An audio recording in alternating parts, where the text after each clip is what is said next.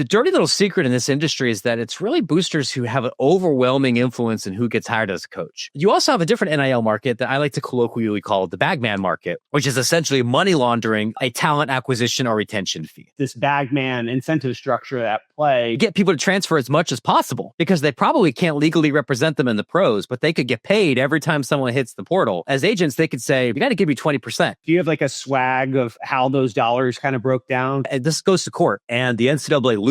It will literally bankrupt the NCAA. Welcome to the Logan Bartlett Show. And this episode, what you're going to hear is a conversation I have with Matt Brown. Now, Matt is the author of the Extra Points newsletter, where he dives into the business of college sports. Matt is one of the preeminent experts of everything going on in the college sports landscape today. So he and I have a discussion about the history of college sports and how we got to where we are today with the transfer portal, with name, image, and likeness, with revenue sharing, with major conference realignment, and all the implications for those things going forward. This is a conversation I've wanted to have for a long time, as one of my big passions is college sports, and in particular, college football and basketball. And so we dive into all the nitty gritty of the sport today and what it looks like going forward. This is a really fun conversation with one of the preeminent experts in college sports and business, and you'll hear that discussion now.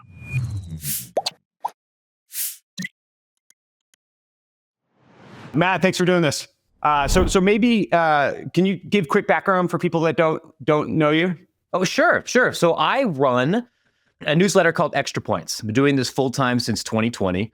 It's a publication that covers business, policy, and off the field stories in the entire college athletics industry, from the largest SEC and Big Ten institutions down to Division III and NAIA.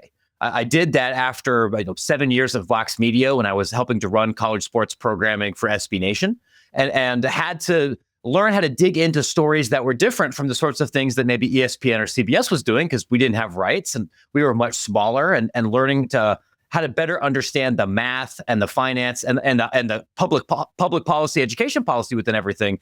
It really helped, because there's so many local newspapers that have to be so focused on who's winning this Saturday, who's starting, who's the top recruit high school kid on the list. They don't have time to go through the budget or to talk to the AD about anything. And that's where we've been focusing these last several years. Yeah, well, it's great. When I asked people on Twitter like who I should talk to about college sports, you were recommended by a few different people. And then when I said I was doing it, I got texts from people that were particularly excited about this. So I appreciate your willingness to come on. So college sports is such a weird world, one that I'm fortunately or unfortunately kind of obsessed with. And so I would love for people to walk away from this discussion, a little bit of history, dating way back, then some of the more modern history, and then maybe we can go forward to where we are today, and then maybe looking into the future, where we're headed. So if we could start, like, how did college sports come to be?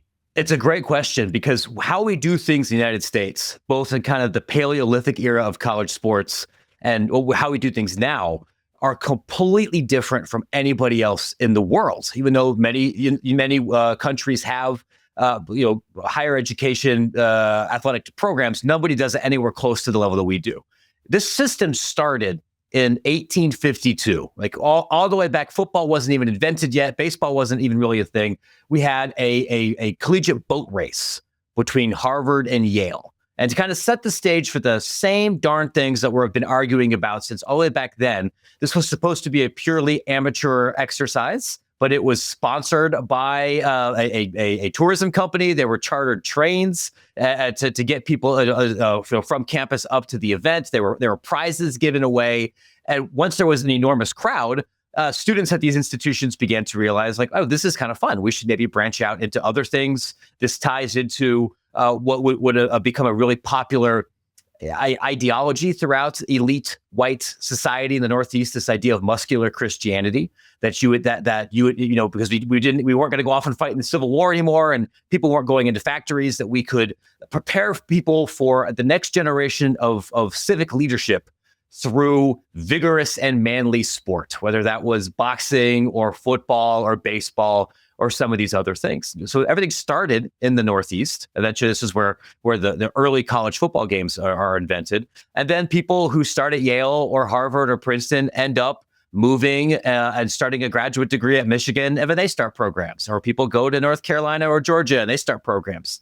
And it catches fire in a world where professional sports wasn't really a thing, or was just barely becoming a thing and wasn't accessible to everybody. But people loved it. And from the very, very beginning, though, there were a lot of concerns about, is there too much money coming into all of this? Is it detracting from the sacred academic enterprises? And we can go back and read all these serious think pieces from the late 1920s about, is this too professionalized? We have coaches who are making more money than professors. Oh my God, we got to rein this whole thing in. And then, of course, we didn't. There was a thing, I saw that there was a thing, 1929, called the Carnegie Report, that found that 1 in 7 athletes were subsidized, bordering on professionalism. It contended the growing commercialization of intercollegiate competition, which is, it's 1929. We could be reading that, 10 years ago, 5 years ago. It's a shockingly modern document. I think you just have to add a couple of zeros for inflation, but there's charges of, I think the exact term is tramp athletes. A pretty popular thing to do would be to go bring a couple of guys off the railroad to come play left tackle for you ahead of a game. And if they never took a standardized test or a class or enrolled, well, who's checking, right? Yeah, North Carolina's been doing that for the last couple of years, I think. So allegedly. So fast forward, I guess 1950s.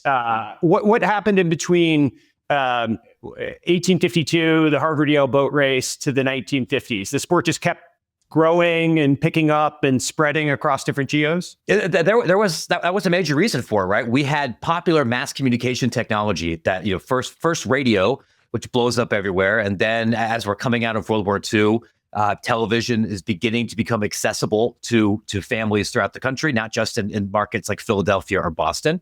And it turns out a lot of sports, football in particular, looks great on TV. And so this was already the live sports as a center of social activity and especially for elites, and people loved going. And we used the Work Progress Administration and with these federal grants to build great big stadiums everywhere.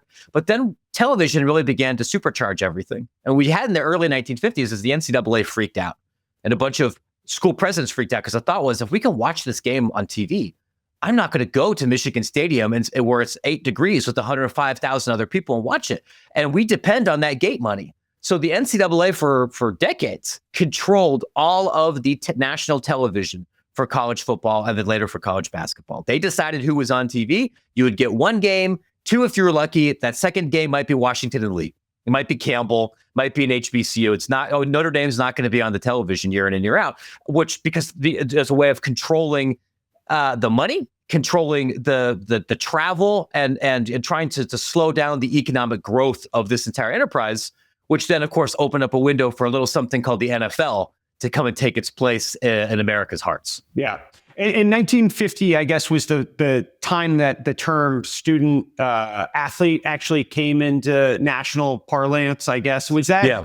I guess I'm curious, was that like a purposeful term that was actually branded by the NCAA and tried to use to warp perception in some way, or was it accidental? No, it was extremely not accidental. And the truth is, I think, actually kind of depressing. A lot of people don't know about it. What happened is there was a college football player, a gentleman, I believe, Ray Dennison, who was playing at what would be considered a Division II institution now, who dies as a result of football-related injuries. These things kind of happen. And his wife tries to file a workers' compensation claim, in which was originally approved.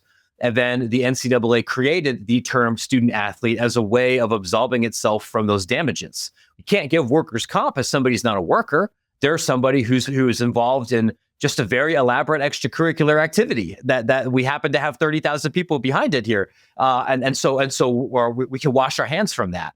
And then that term, through aggressive publicity from the NCAA and its member institutions, kind of wormed its way into popular lexicon and also into the judiciary, cementing this amateur ideal, even though that became increasingly divorced from reality.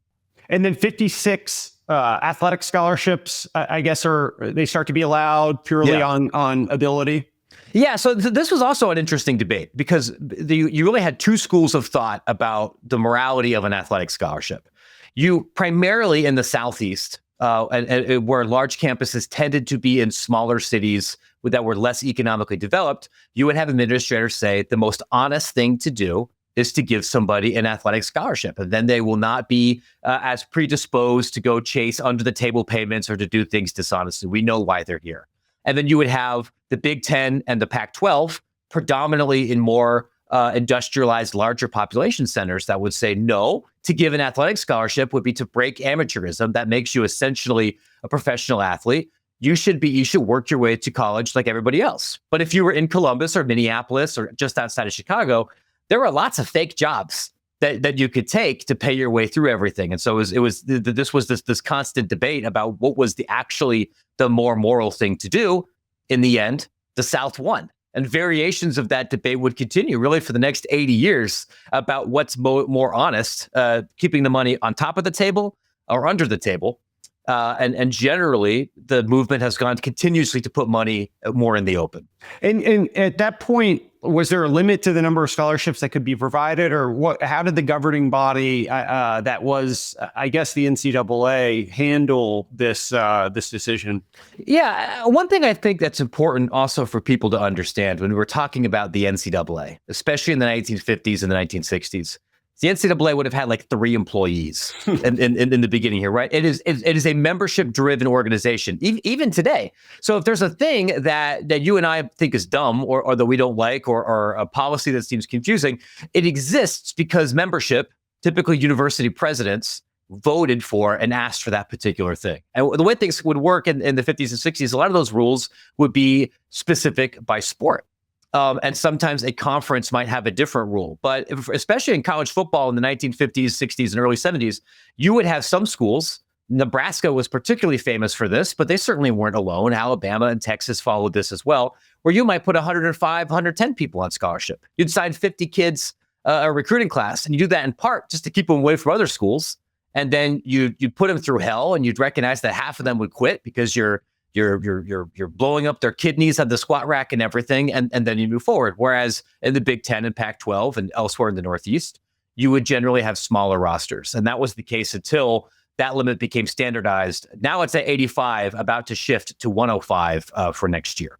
And the payment, like the concept of, someone local in town paying you for a touchdown or anything like that, was that happening then, or was that something that came later as it got more and more professionalized and the incentives were greater? So I what you're describing here, the colloquial $100 handshake or a booster benefit for doing something well, that has existed about as long as football has existed. I wrote a book about this in 2017 that touched on in a couple of chapters. There's a lot of contemporary stories of prep athletes at the most elite boarding schools in the Northeast having these conversations with boosters, deciding between Princeton and Yale. There were even early NIL deals in this era where one way to keep an athlete eligible or enrolled at a place like Yale would be to give that person the unique rights to sell tobacco on campus, or a particular brand of tobacco, or a cut of particular football tickets. Just like, maybe not with tobacco specifically, but very similar to how deals are structured right now. It was always banned. It was always something that you were not supposed to do, even a very small amount of money.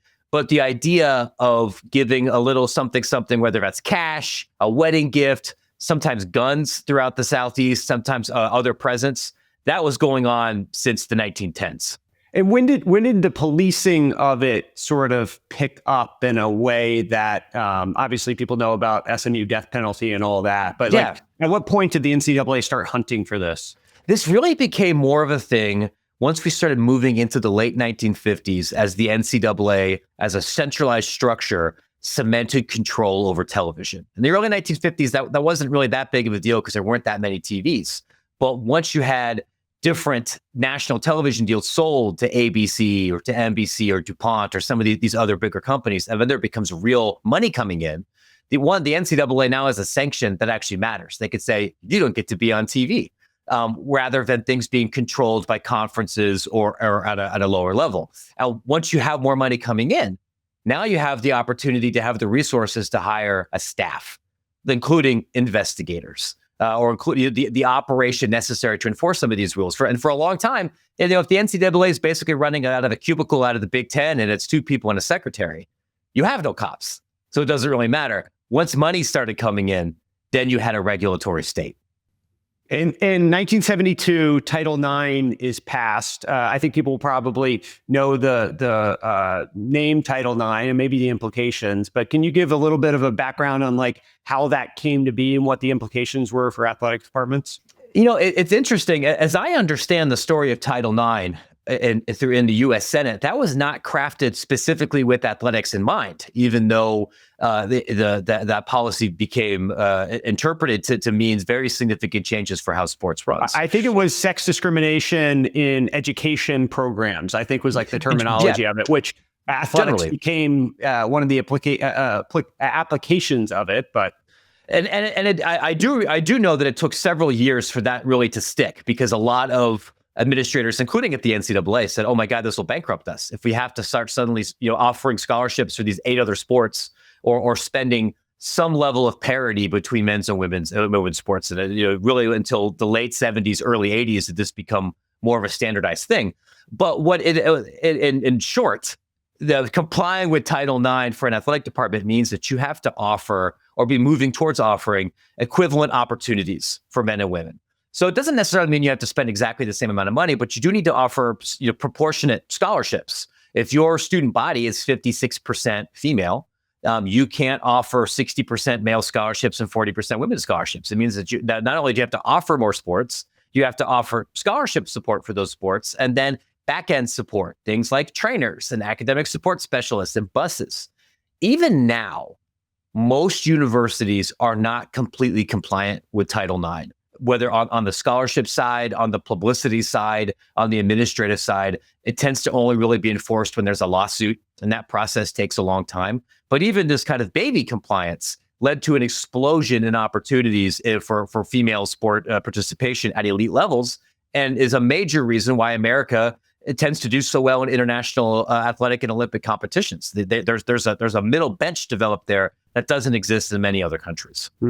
And so then as we go through the 70s, popularity continues to grow. And then I guess the next point, I don't know if there's something else you would want to highlight through this period, but the next big one in my mind was 84 Supreme Court, NCAA versus Board of Regents. Is there anything before that period that worth noting? I think the only other major transition from the 60s to 70s would be the begrudging widespread integration of college athletics, which was a huge cultural flashpoint throughout the South and Intermountain West, led to protests all over the country. But eventually, whether it was by gunpoint from the U.S. Marshals or because schools just wanted to be good at sports, this went away by the 80s. Just about everybody had moved away from exclusively white rosters. Yeah, but you're right. Yeah, Board of Regents is I would say, a massively important decision, and really begins, I would say, like the beginning of the truly modern era in college athletics. What's important to realize, right before the Supreme Court decision, again, all of television for college sports was controlled by the NCAA. They would have their one television contract, one preferred partner, and they decided who was going to be on TV and who wasn't. Now, now we take this for granted because every single college sporting event from Division I to JUCO is televised or streamed in some capacity, and there were more and more companies that wanted to be involved. If you have a competitive bidding process, it stands to reason you're going to have a higher rights fee.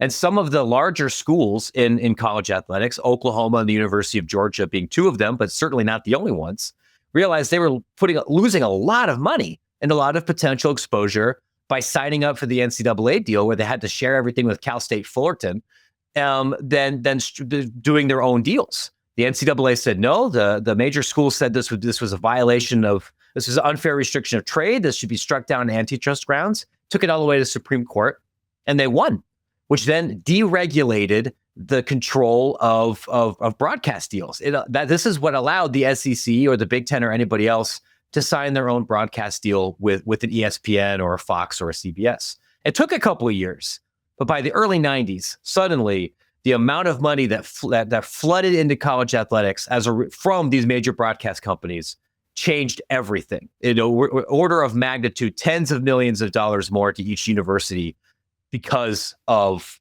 what's available now for major broadcast partners. And March Madness is picking up around this time in a meaningful way. And obviously everyone knows the Jim Valvano and all those things that along with the mass broadcast rights. And I guess it's important to note that the NCAA does control March Madness in a way that they don't some of the other properties, which has some implications for as we look forward and how all this stuff's going to play out and think about some of the other stuff. One of the other things that happened in the 80s, obviously, we alluded to it, but was the SMU death penalty in '87. What was the fallout in your mind from that and the implications that kind of trickled through over the course of the next decade? It's a banana scandal. There's a really good book on this. If anybody has some curiosity, called A Payroll to Meet, written by some old Dallas Morning News reporters that kind of chronicle everything that was happening with SMU.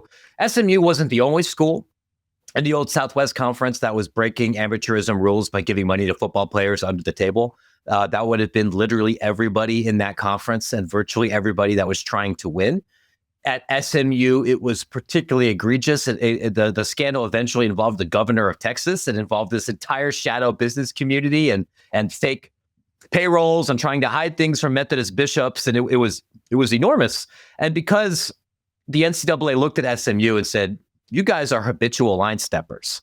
You have been on probation or dinged or penalized in some capacity for like the last 10 years. And clearly docking you scholarships or fining you is not sufficient. We're going to do the most serious thing we could possibly think we can do, which is you don't get to play football next year. And it was ultimately extended for another season. They didn't have football at all for 2 years. And then what was a dominant team in the 70s and 80s was awful for really almost all of our lives, Logan, until very, very recently, SMU became a nationally competitive program again. And the fallout from that was so significant that that NCAA membership began to think we can't possibly do this to anybody else again, even though other schools have arguably done worse things than anything that SMU was accused of doing back in the 80s. And so through the 90s, obviously a lot of the trends that we're playing that we've talked about are playing out. I guess the big things that start to happen, at least in my mind, are major conference realignment. Some of the initial signs of that start coming, and then the BCS in '98 that came to be as well. Can you give a little background on those two things and how they came to be? Yeah, I think realignment is the biggest one. So college athletic conferences back in the day used to be mostly centered around geography and shared institutional vision. You would build a league around schools that believed mostly the same things that you did about college sports, that were similar institutions. And it would be kind of nice because these are also the people that you're going to bump into on a regular basis. I live in Chicago. I'm a graduate of a Big Ten institution. People from Iowa, from Michigan State, from Michigan, Illinois, they're all circulating around here, and you're going to bump into these people. Mostly leagues that were established before World War I or right after World War II were mostly, with a couple of exceptions, but mostly the same general groups that were existing as we came into the 90s. But as conferences were able to sell the rights for their own media rights packages, they began to realize we can earn more money if we have more inventory to sell to Fox or CBS or Raycom or somebody. So being a bigger league gives you more opportunities to sell games. And if we are in areas that have our larger television markets, our games will be in front of more people and they'll be more valuable. And we can make more money that way. The SEC kind of got this kicked off when they expanded to 12 teams and added a conference championship game. They struck out on the first couple of teams they tried to get. They wanted to get Texas and Texas A&M. That didn't work out. They couldn't get Florida State. They ended up bringing in Arkansas and South Carolina. But that championship game, as a made-for-TV event, was extremely lucrative. Big Ten expands, grabs Penn State, longtime Eastern independent, and then now has exposure in the Philadelphia television markets and across all of Pennsylvania. And you began from beginning around 91, 92, all the way up until today. You have a game of chicken of leagues expanding further and further geographically, further and further away from any sense of historical rivalry in the name of trying to create better made-for-TV television inventory or market share, which now leads us to a world where Cal is in the Atlantic Coast Conference and UCLA, Nebraska, and Rutgers are all in the same league. And it's really frustrating for a lot of consumers. We also had that with the BCS because in almost every other sport that I'm aware of, professional, collegiate, anything else, if you want to know who's the champion, Logan, we have a playoff. We have a postseason. There's a regulated, prescribed pathway to determine who the best team is. We didn't do that in college football for 145 years. Part of that was we didn't, in the very beginning, it was too expensive to schlep everybody on trains, across the country. There wasn't really enough intersectional play. It was done by these bowl games that were sponsored by civic booster groups and in at least one case, organized crime. Shout out the Orange Bowl. But there was a lot of reticence to breaking this kind of tradition to build a playoff that would make sense. And the BCS was seen as kind of a compromise where rather than being forced to play in a bowl game that was tied to your conference based on a decision from 1940, you would have a very complicated computer system that combined coaches polls and reporter polls and Sagarin ratings and what quants and graduate schools across the country would figure out to create a 1 versus 2 matchup for the first time. Before this, the way the national champion was declared was you would go to your regional bowl game or wherever you were signed up. If you were in the Pac-10, you would go to the Rose Bowl or whatever it was. Yeah, I mean, you wouldn't play the number 2 team if you were the number 1 team. You would have some reciprocal rights with another conference, and then they would play, and then ultimately some group of people, be it the coaches or athletic or journalists, would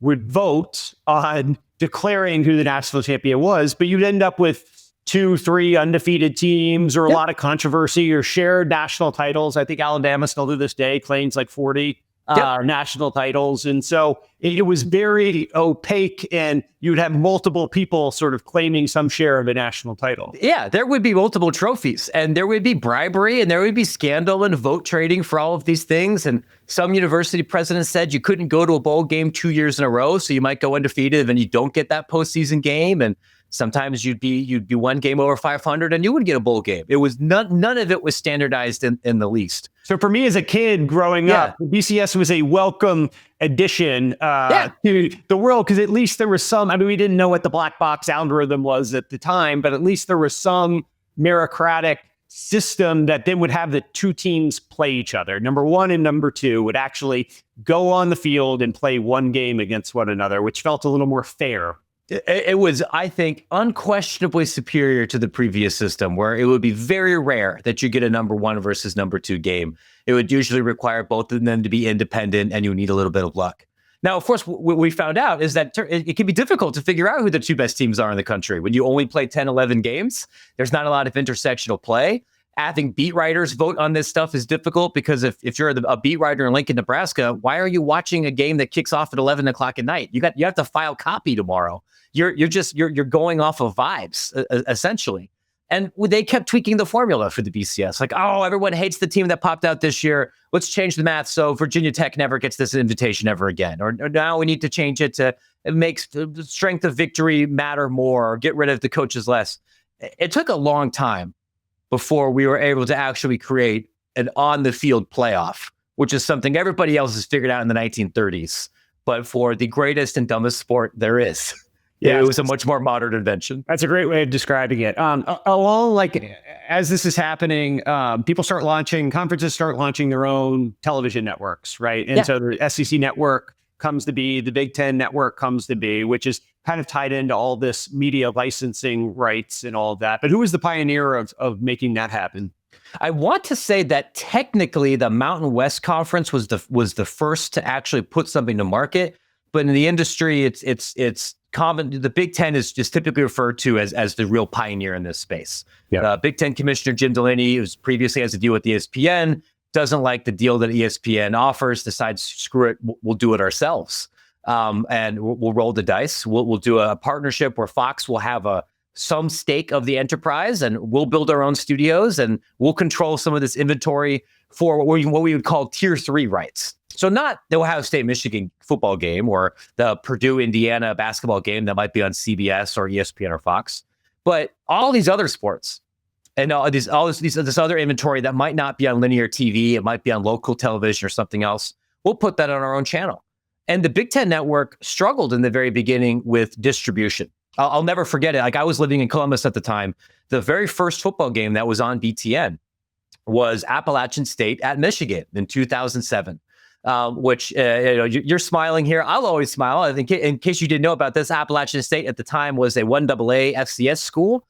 Michigan was ranked top 5. Appalachian State won. I'll tell you, in Columbus, that was very funny. You could buy Appalachian State shirts on High Street for 3 years after that. But most places didn't have the game. It wasn't part of the standard collection. We had to go to a bar that had like a fancy satellite dish that had it. But in a year or two, distribution was standardized almost nationwide, and the Big Ten made so much money that almost everyone else tried to emulate that particular model to varying degrees of success. In the late 90s and 2000s, at least in my memory, it also starts to be when we start having a little bit of this arms race of facilities. And so big projects and the lifting of college, the coaches' salaries as well. And then there starts to be more and more of booster involvement in sponsorships, be it, I think this is around the time Phil Knight started getting more and more involved with Oregon specifically and their football department and the facilities and all that stuff. But am I fair in sort of placing this around that time for the arms race that started to happen? I would say on some level, this dynamic existed early even into the 1950s. But once we get into the 90s, you have all this more money coming in. And this is, I think, another, just from a business perspective, a major difference between this and pro sports, right? Like, my favorite basketball team is the Cleveland Cavaliers. I grew up in Ohio. And if the Cavaliers have a really good year and they make a bunch more money from television and they sell a bunch of Donovan Mitchell jerseys, that money gets to go to Dan Gilbert and it gets to go to the Cavaliers ownership group, and they can take profits. In college, you can't really do that, because you're not a for-profit enterprise. And you also can't directly pay your labor, because if you were to give some of that money to the football players, that would be an NCAA violation and you'd be sanctioned to the moon. But so if you wanted to compete and get the best athletes possible, which you needed to do in order to win games and get all of this money, you had to spend money on them, but you couldn't do it directly like you would do for literally any other job. So then a lot of that money began to, because you had to spend it, would get spent on ancillary, things around athletes. And so that would be facilities. It would go to coaches, because quality coaching does matter a lot more at this level than it does with the pros. And so coaching salaries began to explode. And not just head coaches, but assistants and strength coaches and administrators began to make a lot more money in the 90s and early 2000s. And then also additional services. So if you walk into a locker room or a football complex at a place like Clemson or Tennessee or Ohio State now, it's not uncommon for there to be a barbershop in that facility, for there to be lots of video games, where you can get virtually every meal and indefinite snacks within this area. It's kind of like what the tech era used to be during the heyday of tech companies, where Google would do everything from do your laundry to be your personal chef. One, to keep the best engineers, and two, to keep the best engineers forever going home so they feel comfortable continuing to do stuff. You would see that a lot for elite college athletics as well. The travel and side perks that you would get for Duke basketball or Michigan football in many ways are better than you'd get in the pros. And that's even true now. I think Clemson famously has like a slide from one floor down. I have run down that slide before. Yeah, yes. They have a mini golf thing or something. Just outside, yeah. It just starts to be like a never-ending arms race of one-upping each other. And I think implicitly people listening hopefully know this, but there's a union that exists in the pros, and these are workers. And at this point in time, these are amateurs that can't be paid. And there's all the litigation that could come after you from the NCAA, disbarring you from being able to participate if you take this money. And so all these dollars are flowing around. And then there's also this weird element of, because they're not professionals and they're not unionized in any way, there's still people that care very deeply about the winning. And so there's people hanging around the program that for modest sums of money can influence where the kids go to school, or whether or not the kid gets rewarded for scoring the touchdown and they're going to stay around. And so there ends up being these hanger-ons that don't really exist in pro sports in the same way, both because I guess the unions, because the quantum of dollars that the people are making, because there's actually an ownership structure in place, and there's not the tampering and all this stuff that happens behind the scenes in college sports. There's very much that, and I would add there's a third dynamic that's very unique. When we look at, particularly for the biggest schools, where they actually get the money to run the department, television money is very, very important. For a top line Big Ten or SEC school, that's usually the single biggest line item. But it's not the only one. And the Tennessees and Ohio States and Alabamas, they depend on ticket revenue, absolutely. They depend increasingly on licensing and corporate sponsorships and intellectual property, but they also need donations. They have to have their hand out to go fund the salaries and the scholarships and the administrative superstructure to run everything. So it's not just these boosters that are kind of hanging around to influence decisions for athletes. The dirty little secret in this industry is that it's really boosters who have an overwhelming influence in who gets hired as a coach, who gets hired as an athletic director, who gets this kind of parking, what sports do we sponsor? A lot of the level of influence that you might expect maybe some minority stakeholders or owners to have for larger professional sports franchises. When you have to depend on extra people to fund the operation, those people aren't just doing it out of the goodness of their heart or for the tax dodge. They want some influence as well, and that manifests itself all over college athletics. I think it's important to note maybe here as we kind of move into the other element of the conversation, the rough profit that comes from the different sports and the split. If you're looking at a pie, I think these numbers are pretty publicly released, but my understanding today, the major universities in the SEC or ACC or Big Ten or whatever it is, I think the major ones, you might be able to correct me on this, are generating 200, maybe 225, maybe up to 250 a year in revenue, roughly. Yeah. Does that sound right? Yeah. In the rough splits of profit that come from, and it's a little hard to disambiguate because, the donations, as you highlighted, kind of, I think, go into a big bucket rather than being, maybe each school is different on this, but discretionarily called out. Roughly in my mind, I guess you have breakdown of what the different splits tend to be from a revenue standpoint. I do. Yeah, this is a major part of the coverage that we do. And one thing which might sound pedantic, but I feel like I'm obligated to say this out loud every time I get this opportunity, is that it's really difficult to conclusively state who's making a profit and who isn't, because these are nonprofits, which means that they do their auditing and their accounting differently than many of the tech companies that you might talk about or the companies where many of you folks listening might invest. We can't get a P&L statement from Ohio State Athletics. What they do, they're required by federal law and by the NCAA to produce a membership financial report, which is standardized, and you have a couple auditing firms that do it. But there's a lot of expenses that show up on paper that are maybe not necessarily real expenses, particularly for scholarships. And I say that because it's a common talking point that a lot of major schools will use to Congress or to judges or to regulators to get out of paying for stuff, saying, but I'm just a humble farmer that barely breaks even for everything. And well, if you had to show a profit, or if you were incentivized to show a profit, you would. What I could tell you is in Division I, we've got around 350 or so institutions.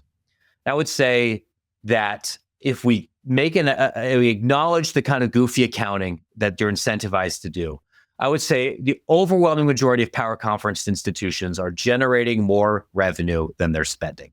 Rutgers probably isn't. When Rutgers is pleading poverty, I believe them. They've got their own problems.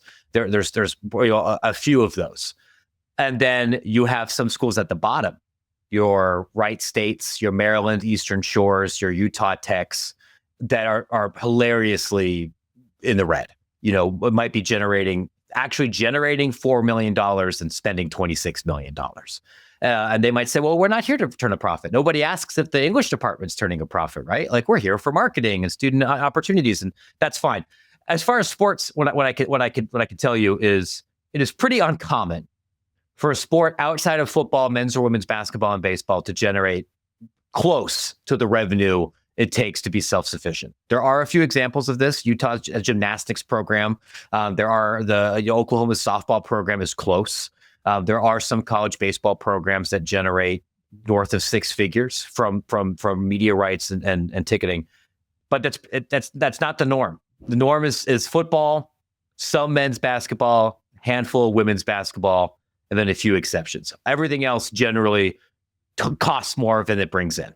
Yeah. And I guess one of the concepts that we'll get into, but most of those profitable businesses, at least as I think how the universities account for it, profitable sports, at least how they account for it, are conceptually funding some of the other ones, given the arrangement. I guess is that a technical thing that they're actually literally funding, or is that just a conceptual thing at the NCAA that the university thinks about? Well, I mean, it's if you've got a general athletic department bucket for that where you're going to use as to pay out everything else, and 80% of your revenues are tied to media rights or ticket sales or corporate sponsorship surrounding your football program, whether you want to conceptually or technically or explicitly, I think that might be a distinction without a difference. Like the money's coming in from football.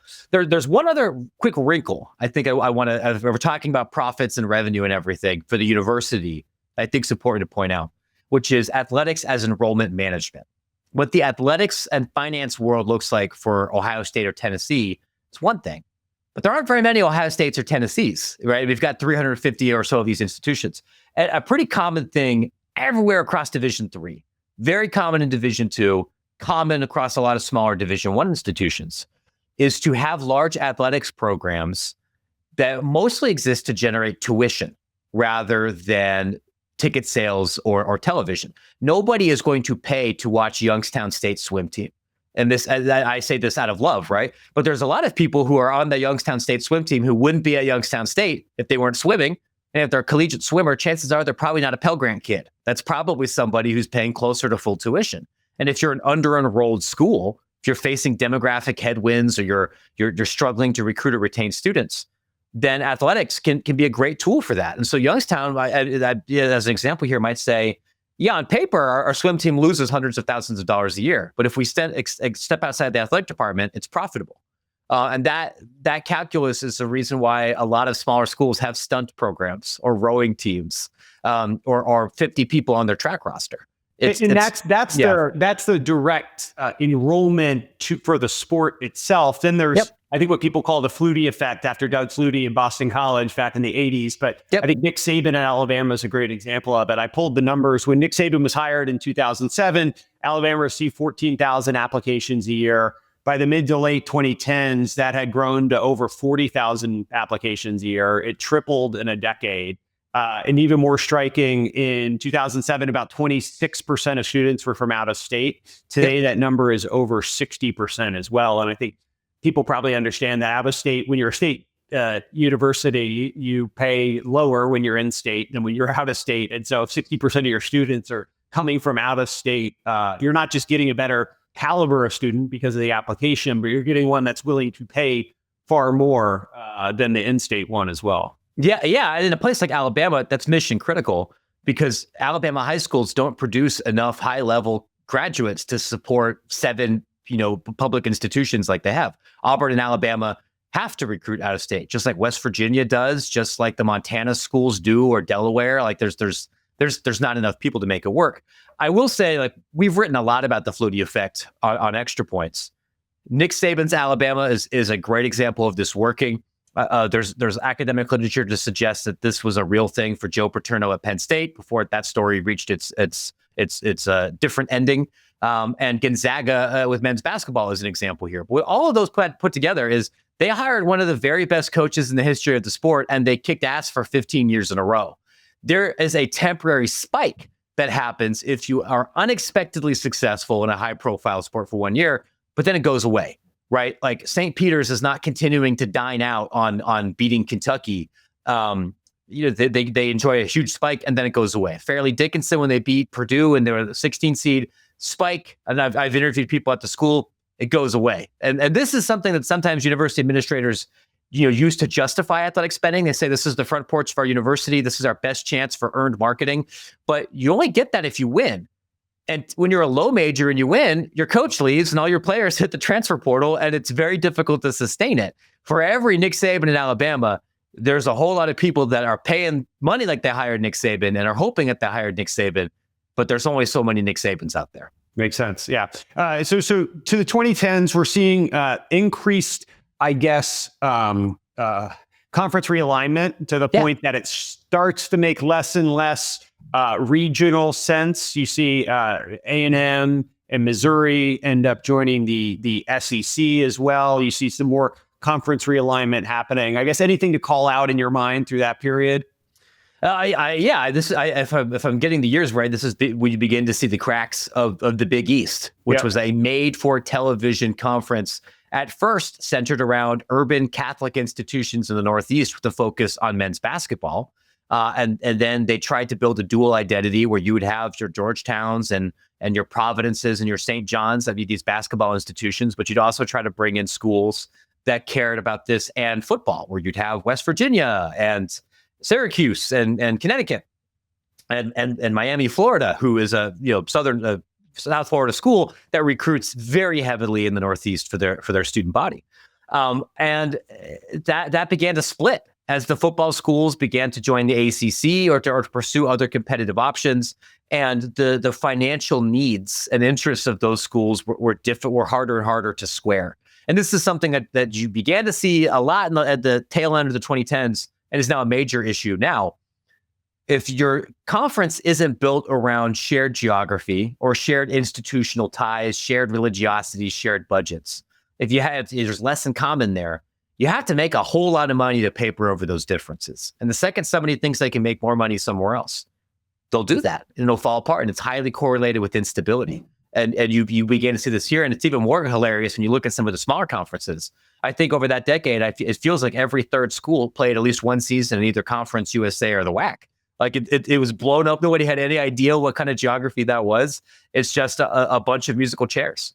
And we talked about at the conference level of their poaching, but it does also start to play out that Texas is saying, well, I'm bringing all this value to the Big 12 and I have my own television network. Why am I carrying water for some of these other programs that don't have near the national recognition, and we're splitting this pie, and that doesn't feel fair in terms of how it's being allocated because we're this big independent brand. And I think that's always been kind of Notre Dame's sentiment of why they stayed independent all this time as well. Sure. For them, USC was threatening to leave the Pac-12 since well before either of us were born, but before they finally ended up doing it, because turns out there's a lot more economic opportunity in Los Angeles than Corvallis.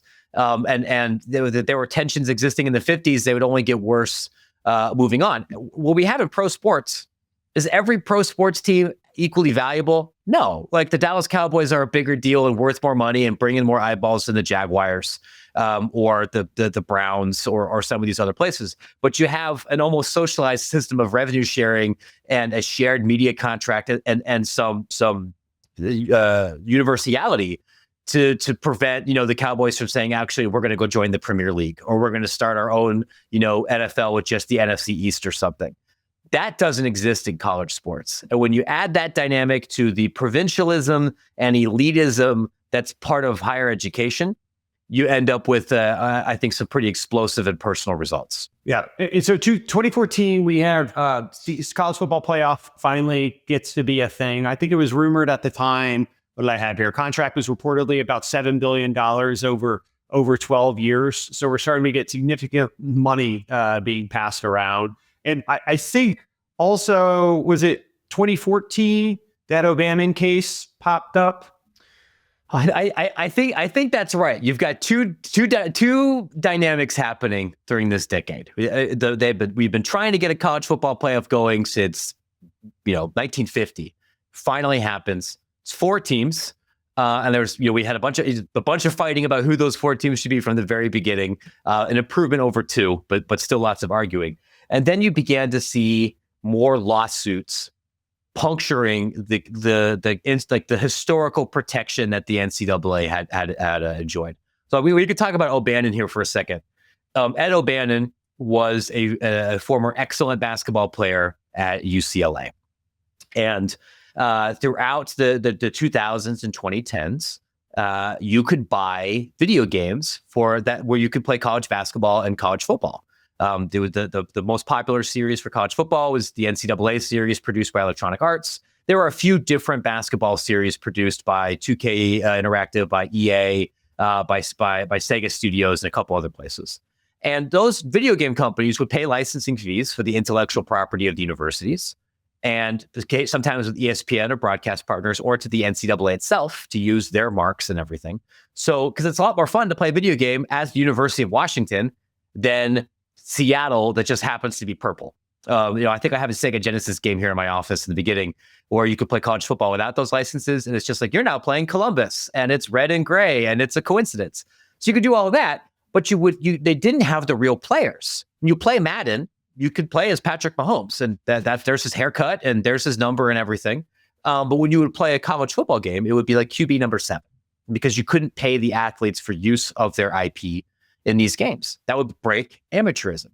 But Ed O'Bannon happened to notice that when you would play one of these college basketball games, and there'd be like the old UCLA teams in there, that there'd be a gentleman who was the exact same height and weight as Ed O'Bannon, and was the same handedness as Ed O'Bannon, and played like Ed O'Bannon, and even looked like Ed O'Bannon, and same number, same haircut, but it wasn't Ed O'Bannon. And his kid was like, "Look, Dad, you're in the game." And I was thinking like, well, but if I'm in the game, I should be paid for being in the game, right? And be clear, at this time, Ed O'Bannon was an early 90s, maybe late 80s basketball player. And they were doing legacy teams, right? And so he was appearing in the game as an adult now, but it was a version of himself way back when. Yeah, an actual basketball game made when Ed O'Bannon was in college would have been like on the Commodore 64, and it would have sucked, I bet. Like, it's just one pixel. So, and then he leads the suit. And then over the course of Discovery, turns out that, of course it was based on Ed O'Bannon. And like people at EA were saying, yeah, in order for us to kind of make sense of the variables during development, like we would call Tim Tebow, and we would change him to Florida QB7 right before launch. Of course it's based after him. And at the same time, you start to be able to connect your computer, your system to the internet, the console, and you could go on and download updated rosters that actually had the names themselves. So it also gave you the ability, day one, you plug it in, you go online, you download the updated rosters, and you have all the players' names in the game for you. Yeah, I don't know if you did this. I was a sicko in college, but before I got an Xbox 360 that could connect to the internet, when I was just playing on the PlayStation 2 era, what you used to be able to do is take your little memory card that you paid, $25 for at EB Games or whatever, and you can mail it somewhere where somebody would manually change all the names on your memory card to the real players. I used to do it on eBay was where I would go do it. Yeah, and they'd send it back, and we would do this, and this was a cottage industry, and it became way easier. Come 2012, 2013, 2014 with DLC and internet capability, and that also led to the growth and the profitability of these titles. You might sell 200,000 units in 2007 of a PlayStation 2 game. Now that the consoles became more developed, they became bigger, more flexible, and you could now have DLC, they might sell 1.3, 1.2. So there's a lot of money out there. And if you look and say, well, they're getting a lot of money to be in Madden, they're getting a lot of money to be in FIFA and NBA 2K, why am I not getting anything? And the court system eventually would say, we agree. In my world, this is a major story. EA said, okay, we'll pay. That seems fair. If anything, we'll probably sell more copies if we can use the real names, if we can dispense with this ridiculous pretend. And the NCAA said, no. If you pay them, they'll lose their eligibility. And then multiple schools, including my alma mater, Ohio State, Notre Dame, Washington, a few other places said, not only that, we don't want to be sued. We're going to pull our license. And that led to the death of the college football franchise. College basketball games, and that they weren't especially profitable, but we went a decade without any of those games. And that Ed O'Bannon case and the appeals afterwards began to chip away at some of the benefit of the doubt that the NCAA enjoyed from the court system. And I don't know if this was the first time, but in 2014 as well, Northwestern's football players tried to unionize. And so now there's more of these cracks showing up. I think ultimately that case wasn't successful, but I think more and more people are starting to recognize like we're essentially employees that aren't being paid. Yeah, the Northwestern case, it didn't work. That vote failed, and part of that was because of a huge effort from the Northwestern business community to stamp that out. I would say in 2014, the idea that a college football player should be an employee and treated as such was probably still considered a little radical. That was at the beginning of my reporting career, and a lot of sports writers who tend to be more progressive, like, I don't know if I'm ready for that. But it is clear they're being economically exploited. But that was, I think, an example of the Overton window shifting dramatically between video game licensing, between that aborted situation, between rights fees for conferences exploding, and if coaches are making $4 and $5 million, which they were around this period, now they're making some of them in excess of 9 and 10. It became harder to justify not paying people laundry money. Is there anything that happens between kind of the O'Bannon case that's of note, or that you would call out all the way up to Alston? I think in this terms, the biggest thing is you're beginning to see an awareness of athlete activism on campus, and sometimes that activism wasn't just about employment, right? Shabazz Napier, a former basketball player for UConn, the year that UConn wins the national title, would go on to have a nice career in the NBA. He had this viral quote talking about how he went to bed hungry, even though he was a star basketball player at a star basketball program. People are like, "What are you talking about, Shabazz? You get a full athletic scholarship." He's like, "Yeah, but the dining hall closes at 9 p.m. and like I get back at midnight or 1 o'clock in the morning from some of these things, and I still have to use my money to fly home to go see my family or to do all these out of pocket expenses. And yeah, there are times that we go hungry." Shortly after that, the NCAA says, "All right, we're going to approve unlimited snacks."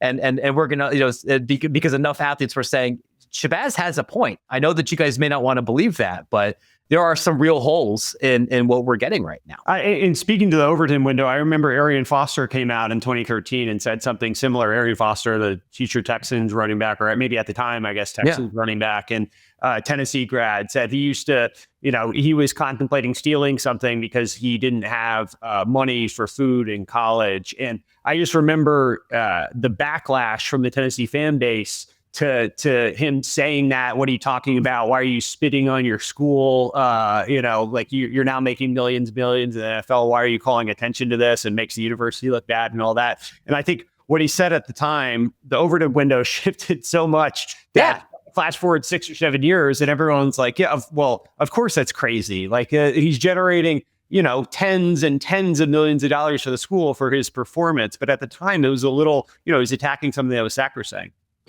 You're right, and I think we would be neglectful if we didn't point out that in many of these cases there's a racialized dynamic, right? Where there's white fan resentment, like you already get all this social capital, you're already famous. I had to pay to go to college. How dare you be so ungrateful? And I also I think a misunderstanding of what the college athletic experience is like. And if you are playing Division I football or basketball at a premier institution, you don't have the same college experience that you and I did. You can't tell your coach, "Hey, I'm going to go study in Italy this summer. I'll see you later." No, you have to be on campus and you have to be practicing and lifting with your team. You don't get to pick what you major in. You don't get to, you have very little autonomy. You don't get to join the same clubs or work the same jobs that maybe we had. And I think a lot of the athlete advocacy during these couple of years to put that in a more human touch eventually shifted some minds among reporters, among some fans, and then ultimately to the activists and lawmakers that pushed for some pretty meaningful changes. So 2021 Alston case, can you give a little bit of a history of how this came to be and then ultimately what the ruling was?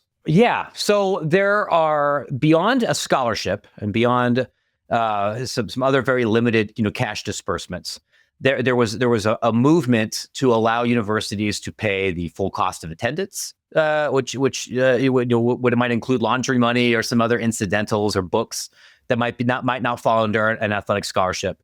And then there was a policy of being able to provide a level of educational awards, right? Like, can we buy somebody a laptop? Or if they get really good grades, can we pay lab fees or something like this?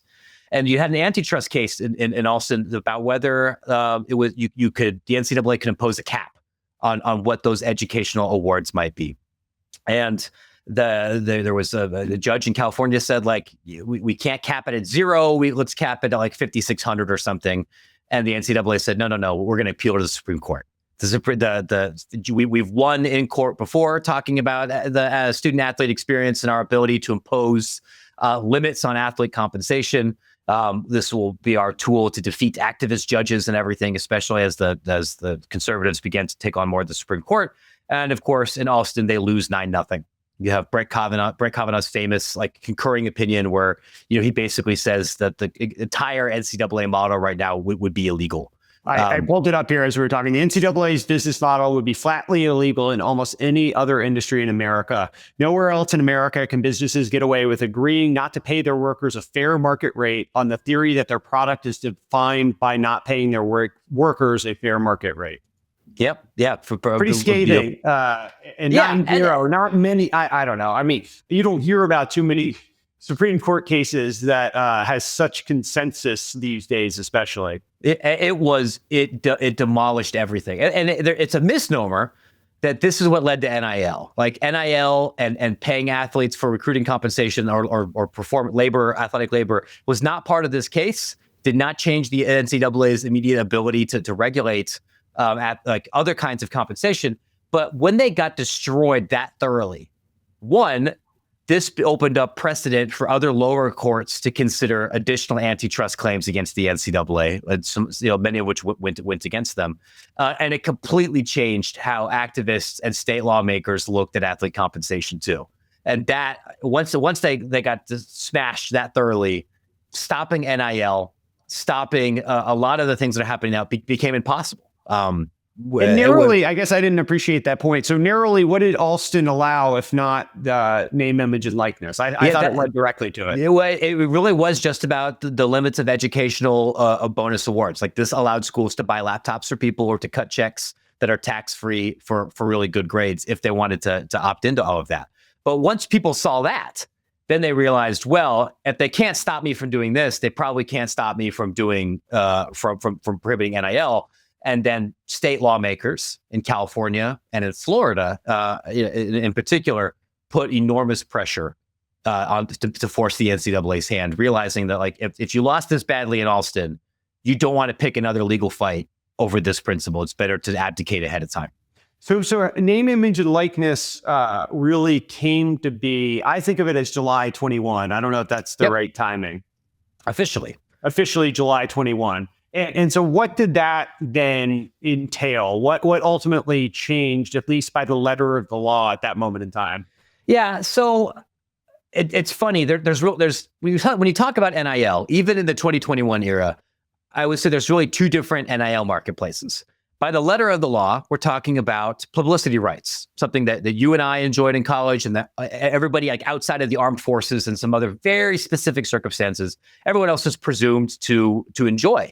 You can do an endorsement deal. You can profit, from somebody using your own IP for something else. Previously in college, like we talked about, you couldn't do that. You'd lose eligibility, even if that had nothing to do with your identity or performance as an athlete.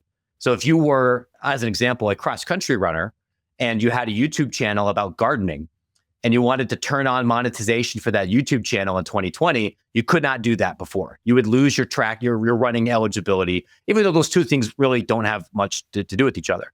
So by permitting athletes to take advantage of these deals, it allowed athletes to, play guitar at a bar for money, to hold other jobs, and then to sign endorsement deals, to give paid instruction at camps, and to participate in group licensing or individual licensing. You also have a different NIL market that I like to colloquially call the bagman market, which is essentially money laundering through corporate or partnerships or nonprofits or charities, a talent acquisition or retention fee, where somebody might say, this left tackle is very important to us athletically. He might have 60 Instagram followers and his posts are terrible, but we're going to pay him $100,000 to go speak at the Boys and Girls Club here. It's not because he's famous. It's not because he actually has name, image, and likeness marketability rights. It's because we want to pay him to play left tackle for us. And that was something the NCAA would look at and go, whoa, that's pay for play. And the agents and economists and collectives and fans would say, try and stop me. And it really, they couldn't, legally speaking. They've lost a couple of those fights. So you have both markets. Who are you to say, I'm Walmart or Tyson's Chicken and I'm in Arkansas, and who are you to say what I'm paying him for? Maybe I think him doing this commercial or him stopping by the local Walmart and shaking hands, maybe I think fair market for that, for this running back who happens to be a 5-star and, I think can be a stud. Maybe I think that that's worth $100,000. And you would say, well, are you paying anyone else to shake hands to, sit outside of Walmart for $100,000? And you're like, well, who are you to meddle in my business? I control marketing and I want to pay them that. And rightfully so, in some ways, there's not a lot of industries outside of collectively bargaining. There's not a lot of industries that you could limit what people actually are able to make if someone wants to pay them that. There's a lot of public sector employees that do have some of these restrictions, and you have to document and report outside income. But the key word there is that they're employees. As of right now, and certainly as of 2021, college athletes were not employees.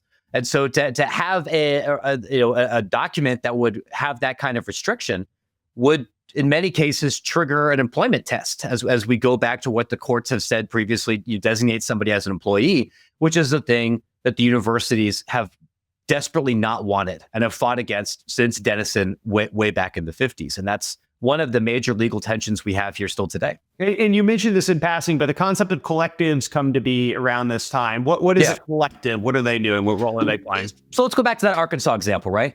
In Arkansas, you could theoretically have Tyson's Chicken or Walmart or Dillard's or a couple of other companies that have lots of money do marketing spends to go to pay athletes. No, but Arkansas directly, the VP of marketing or brand partnerships at Walmart is saying, okay, I'll go call up this running back and say, here's $100,000. Sure. Or I'll call up the associate athletic director at Arkansas and you tell me who you need and we'll do a deal with them. But in Arkansas, not blessed with the gigantic corporate culture. You've got 5 or 6 really big companies and some resource extraction and not a lot else. What if I am a partner at a law firm, or if I'm a dentist for a hospital, or I don't own a string of car rental places, but I'm highly employed, make a lot of money in this space, and I can't hire somebody to individually do marketing for me. Well, I can't just give somebody a check for $100,000, but if I pay this new 501c3 I established $50,000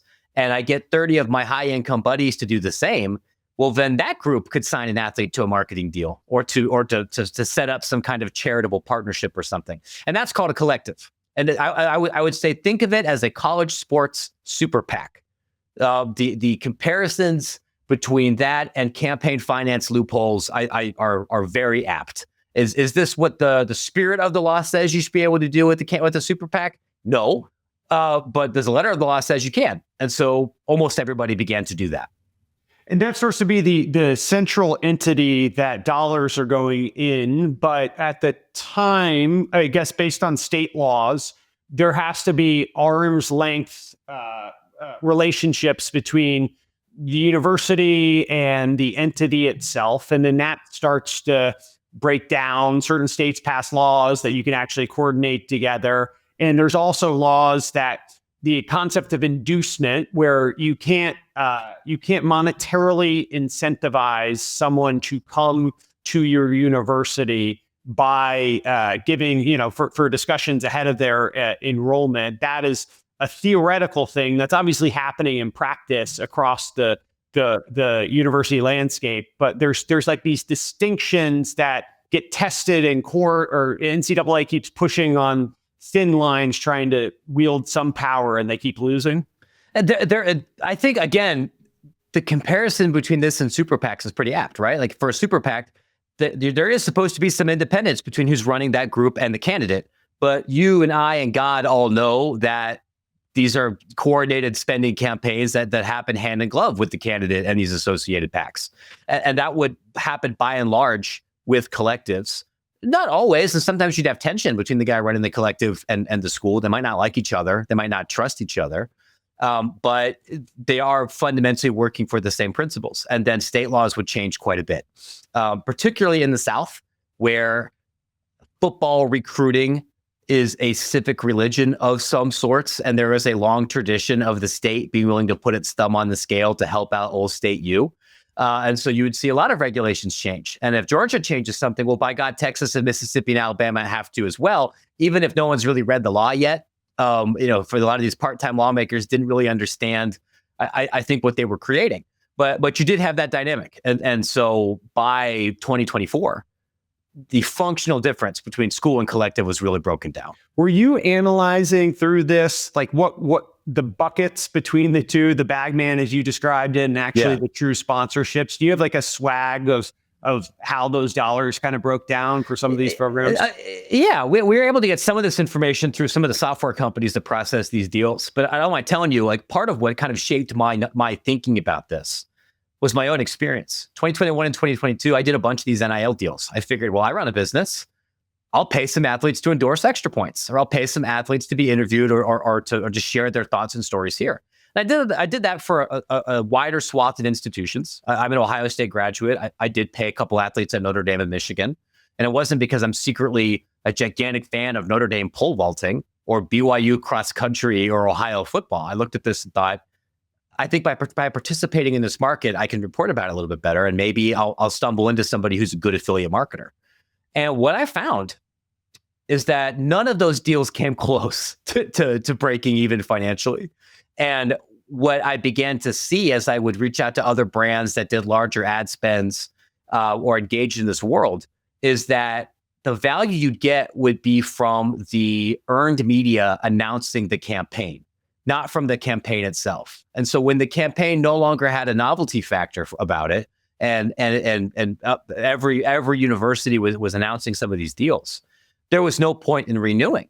Because if you want to get into influencer marketing, it's better to hire a mom blogger or a fashion influencer or somebody who's been doing this for a while, who understands what CPM is and campaign deliverables and owns a ring lights and knows how to track some of this data, versus a 20-year-old who just happens to be good at volleyball and knows more about Call of Duty than she knows about actually doing this work. And I began to kind of see that anecdotally through many of the other, people on the university side or collectives or brands that I talked to. There are some exceptions. There are some legitimately marketable athletes, and there's a couple of industries that I think did a good job spending into this. But the people that work in university compliance, the people that work in compliance software that process these deals, they don't tell you the same thing. That the overwhelming majority of NIL activity was centered around talent acquisition and retention rather than marketability. And that's just because they're not good. They're not generally speaking, 20-year-olds aren't really great and dependable campaign partners.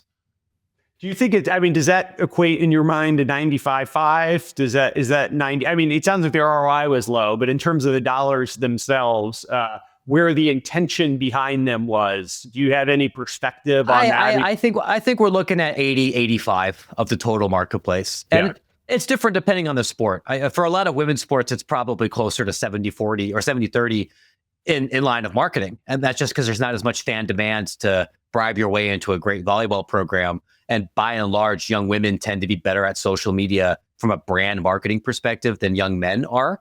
But on the totality of the market, which is dominated by football and basketball money, 80, 85, perhaps more are concentrated in the bagman world.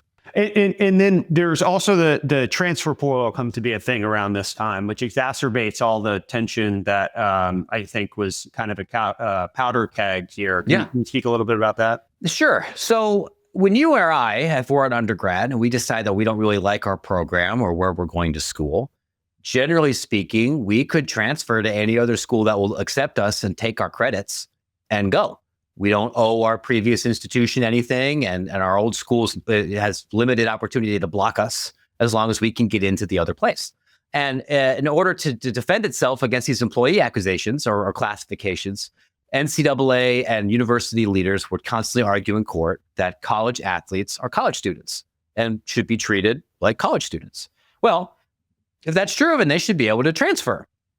And what used to be the case for football and men's basketball and a lot of other major sports is if you decided to transfer, you were ineligible for a year before you could go play again, which was something that athletes and their advocates and some lawmakers thought was an unfair restraint of trade, and clearly demonstrated that these are not like regular college students. So eventually that rule gets rescinded. And so everybody then can transfer. You can't play for more than one school in one season, but you can leave at these designated times to go wherever you want if somebody will accept you. We had something called the transfer portal, which is essentially a gigantic spreadsheet that tracks people who are looking for a new school and schools who are then looking for somebody else to fill in these gaps. So when you mix that with this growing bagman market, what you have now created is perpetual free agency and a cottage industry of agents and agencies and marketers that will try to get somebody at one school to jump into the portal and go play somewhere else for potentially more money. And there's tons of brokers around these people now that are popping up, acting as middlemen of who knows what. I think famously there was the example of Cam Newton and his parents and what maybe his dad knew about potential payments that were offered for him to go to Auburn. So this has always been kind of a history of who knew what and the complicit nature of behavior and all of that. But now you actually have these people that can be doing the outreach on the behalf of the student saying, hey, Mr. Head Coach, I would be interested. I'm finishing up my sophomore year and I'm going to enter the portal potentially in a few weeks here. Would you be interested in me? And so all this stuff is going on both ways through social media, through handlers. And so it's perpetual tampering, I guess is the term that gets used a lot, but meddling in other people's rosters. Yes. And I think there's an important distinction. And the example of Cam Newton, I think, is particularly apt, right? If we're talking about, say, the NFL, just about everybody in the NFL has an agent who helps negotiate salaries, helps procure and negotiate and set up licensing deals and sponsorship opportunities and everything else.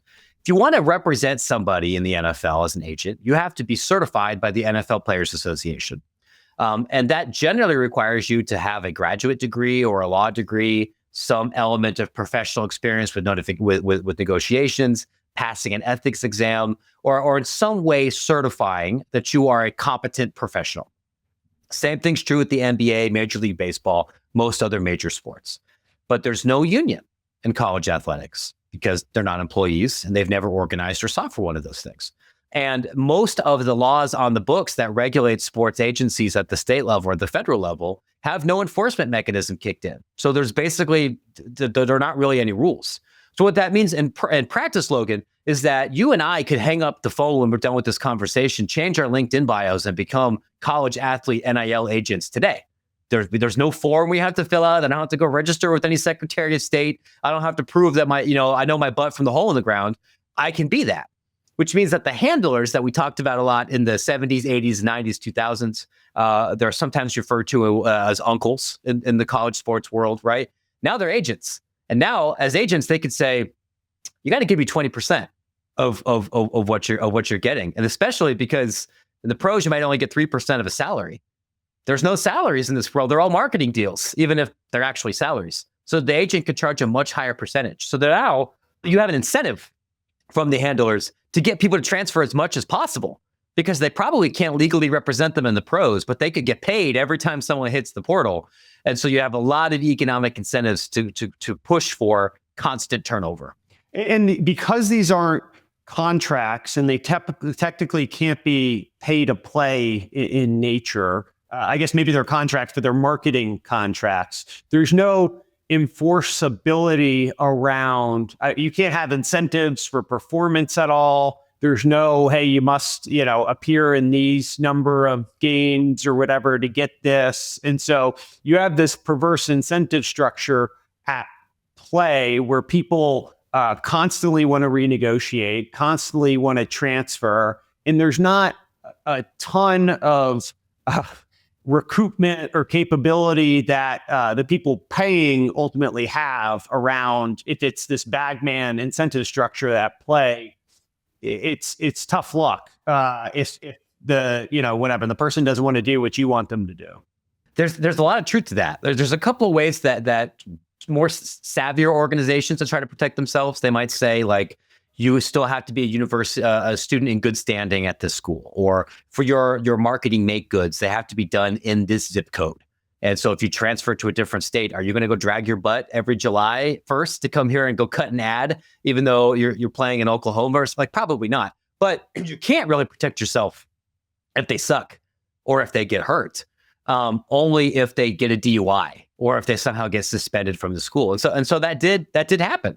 And that's part of the reason why there's some donor fatigue in this world, because not only are donors asked to pay more to support this ecosystem, there's a lot of dead money floating around. It's kind of a heads I win, tails I lose thing, where if you have a 5-star recruit coming in as a freshman and you gave them a certain amount in their first year, let's say it's a 3-year contract or whatever it is, that's the minimum you're paying them, because if they perform really well, they're coming back and renegotiating with you for more money. If they don't perform well, then they're going to keep taking what they gave that you agreed to early on. And so it's this weird thing that the contract you sign in the NBA or the NFL or whatever other organization, there's some enforcement of fulfilling the job that you signed up for. In this, that's a minimum you're sort of agreeing to. And then if you outperform it, you better bet that they're coming back and asking for more or going to a different school to try to get it. That's definitely a part of it. But I would say that risk really does run both ways, right? Because if you sign up and say, okay, the collective is going to pay me X, Y, or Z, and then that collective goes bankrupt, you're often SOL. We've had a lot of examples publicly of people saying, I did not get what I was promised. Because the organization folded with somebody else. I've had a couple of ADs tell me, and I haven't publicized these examples, that are like, our collective was funded by 2 guys and they found themselves not as liquid as they were before, and so all the payments came in late. This happens, and you don't have a meaningful recourse. So over the last couple of years, I would say there is a meaningful consumer protection angle and a buyer protection angle, because there's no FDIC of the bagman world, right? Like this is all existing outside of traditional support infrastructure. The messiest example, I guess, was the Jaden Rashada example in Florida, where a high school senior enrolled at the University of Florida did he ever actually enroll? He was there for like 3 days. Yeah, okay. He showed up on campus under the pretense that he was going to get some amount of money, and there was a lot of finger pointing about who signed off on the amount of money and what the deal actually was. And so ultimately he withdrew from the school and went to Arizona State subsequent to that the numbers that were reported was he signed a $13 million deal on the way into Florida. And then at Arizona State, I think he got a couple $100,000 at max. So it was if that, and then he leaves Arizona State after 1 year for Georgia. He's left Georgia. He's currently still suing Florida. I want to say he's now, I think, at like Western Kentucky. Yeah. It's a sad story of some probably bad advice, some miscommunication, and probably some malice on the participants' side of things. This happens. I would not say this is frequent, but it does happen. And it happens more than ultimately gets reported. Generally not, the numbers generally aren't as big as they were for Jaden Rashada, who is a top 5 quarterback recruit in that class, but it does happen every year. And so as we move forward to today and start looking to the future, so we're coming up on universities themselves actually getting involved in paying student athletes. So how did that come to be? How is that playing out in Congress? And I guess what are the derivative implications for that? Yeah, so we should probably talk about the House settlement then here real quick. So over the last couple of years, there were multiple antitrust lawsuits filed among different classes of athletes against the NCAA. Some of them were wanting damages for missing out on NIL opportunities because they played before 2021.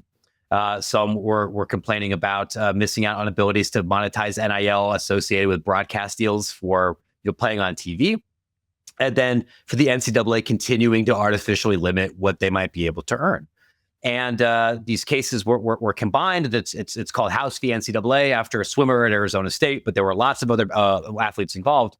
And the power conferences and the NCAA negotiated a settlement.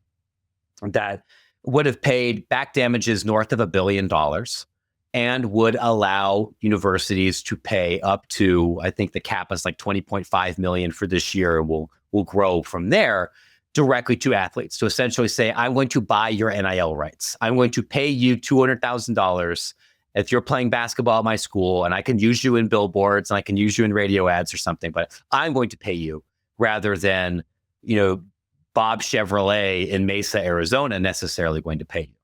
Now, this settlement has not been completely finalized yet. There was a hearing on April 7th. It's likely to be finalized this month. Universities are acting like it's going to be finalized, and they'll be paying outwards.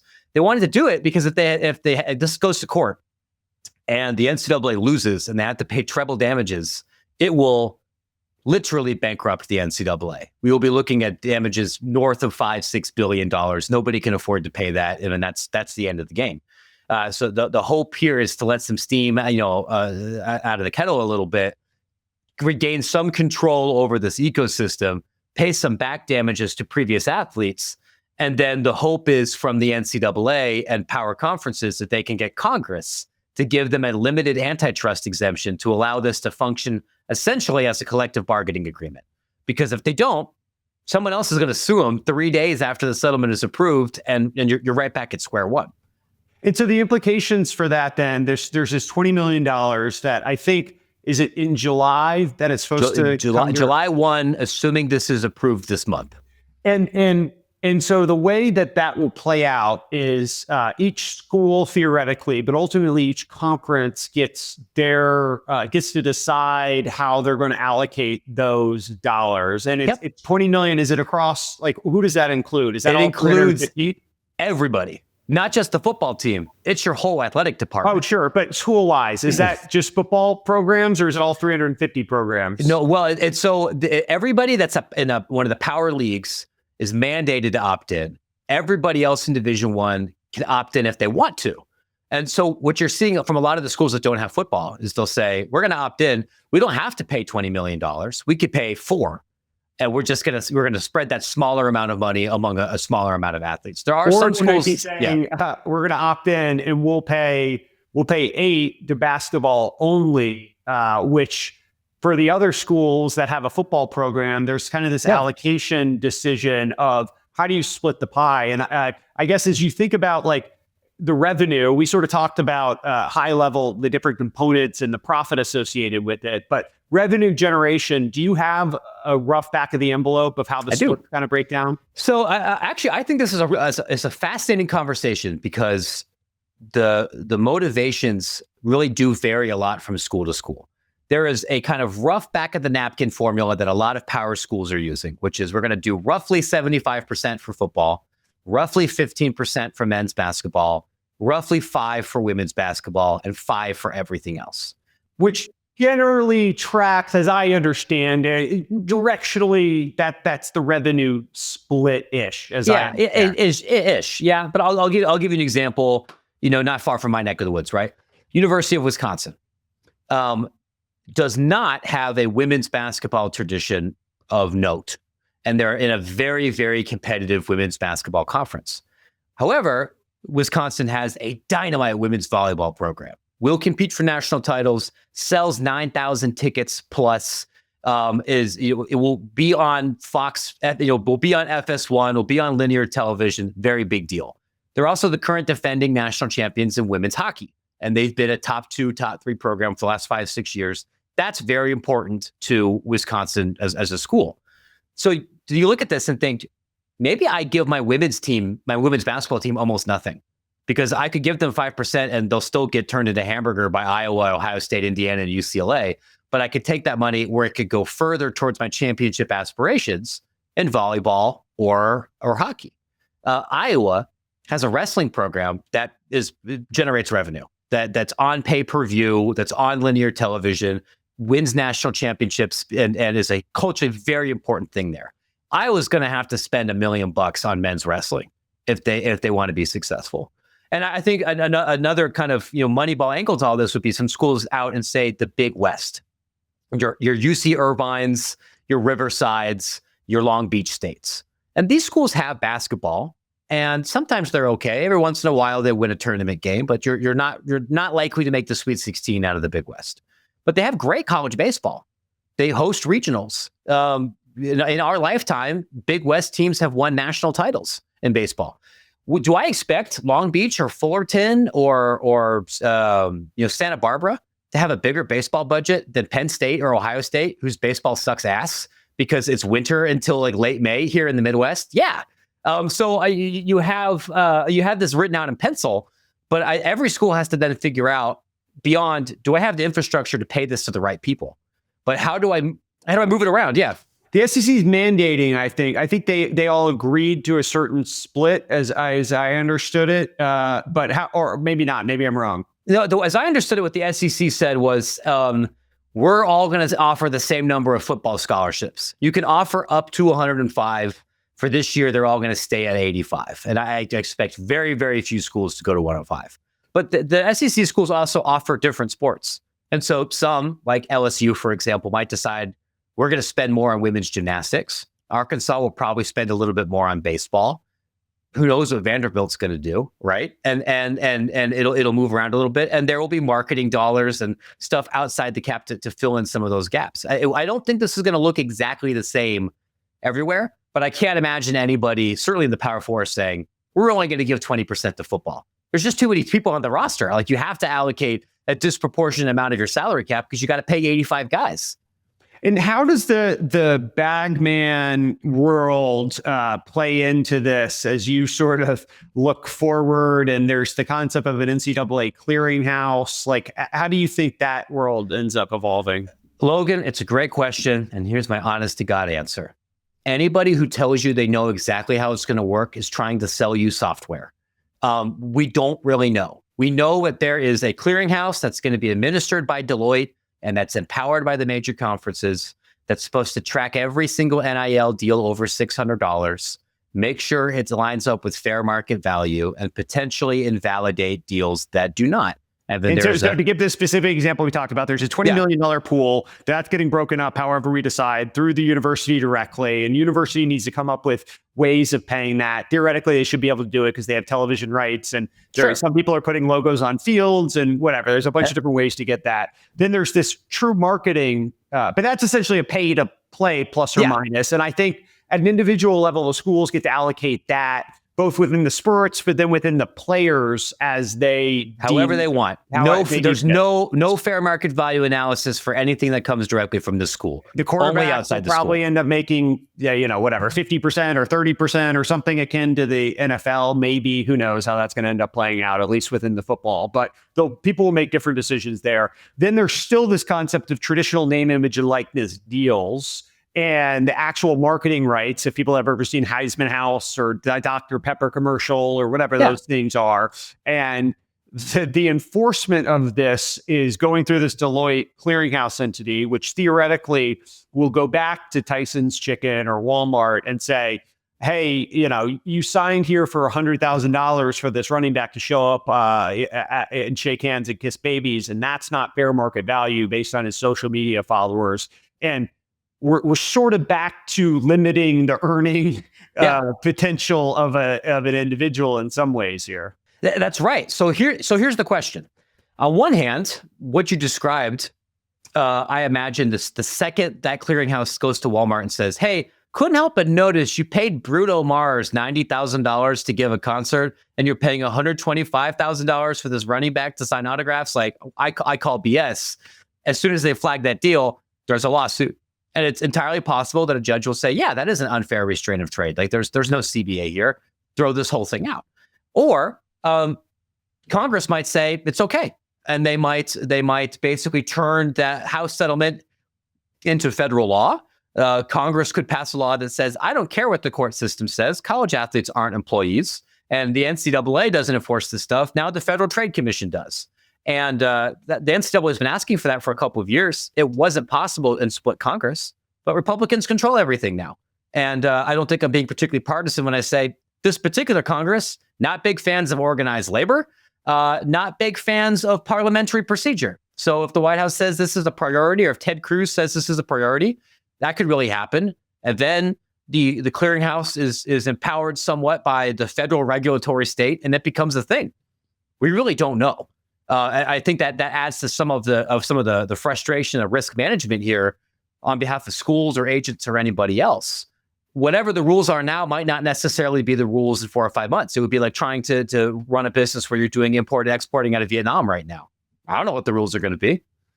And in looking forward to that, I mean, there's the decisions on how much the players are going to make. And you still have examples of there's this $20 million pool, but XYZ person who makes, is worth a couple $1 billion.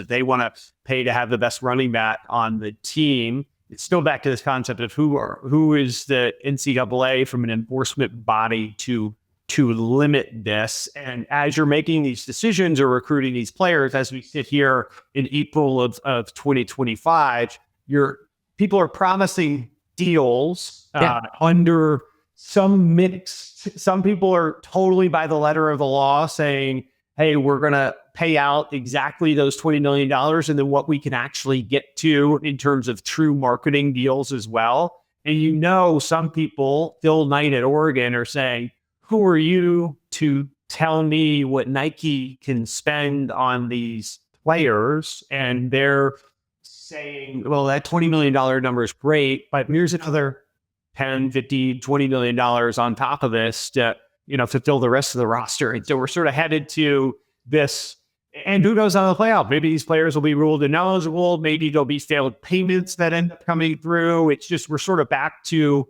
in some ways, the opacity of the grayness that we had over the last couple of years. At least the chaos was free market. And now we're sort of heading back to some more control, but there's going to be weird distortions that end up playing out. I think that's exactly it. We've shifted to post-Soviet economy, right? Where there's some of it's planned, some of it depends what the state ends up doing. A lot of uncertainty. And I joke I didn't have some of this gray hair when I started getting on this beat, and half of what I do is I'm talking to athletic directors or coaches. I joke that part of what I do is serve as an unlicensed therapist.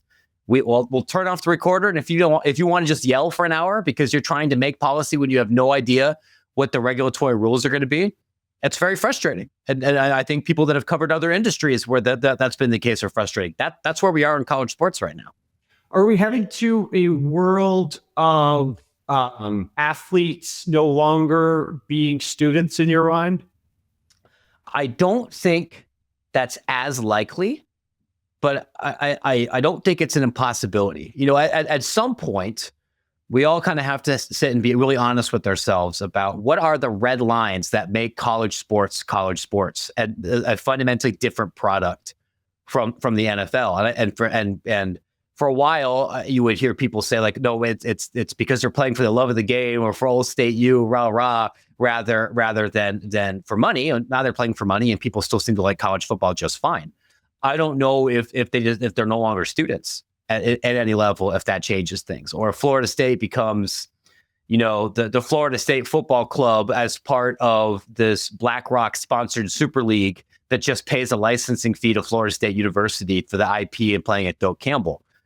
I don't know. Maybe fans won't care. Maybe that becomes a red line. And if we evaluate the football in just like a pure quality of product, they'll find it inferior to the NFL, and you have a decline. I don't think anybody knows the answer to these questions yet. The other one that, is an obvious one that keeps coming up is like there's eligibility limitations or a number of years that you get to play on a given team. And traditionally it was 4, and then it became 4+1, and then it became some of the COVID years, and then you end up with some injury exceptions and medical red shirts and all that stuff.